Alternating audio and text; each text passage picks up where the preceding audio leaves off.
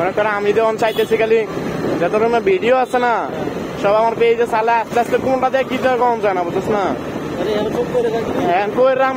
পরে দরকার করলে ভিউজ না হইলে পরে পেজটা ভালো একটা জায়গা দেখলে যেটি দরকার না এটি ডিলিট করে দিলাম। এখন দরকার আমার শুধু ভিডিও।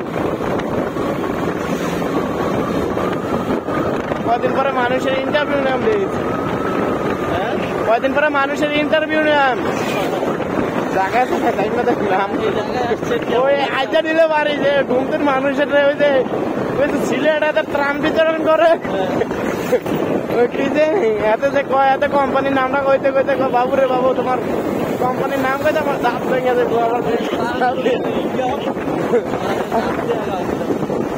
এমন আর কি বুঝিস না। আজকে ঘুমতের মানুষের জিজ্ঞাসা দিতে পারি যে তার অবস্থা কি, তারা কি মনে খুবই সংকটে আছে, মানে কোনো দুশ্চিন্তায় আছে কিনা তারা জিজ্ঞাসা পারি আর কি।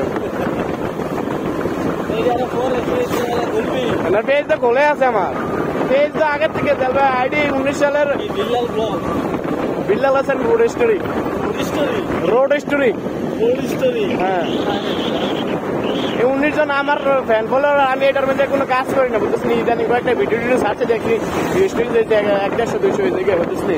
পেজের মধ্যে কিন্তু 150 বহুত কিছু বললাম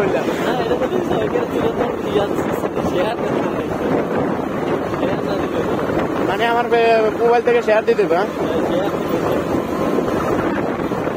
ভিডিও কোয়ালিটি আরো ভালো আনতে হবে। হ্যাঁ এবার এডিট মেডিট সুন্দর করে কইরা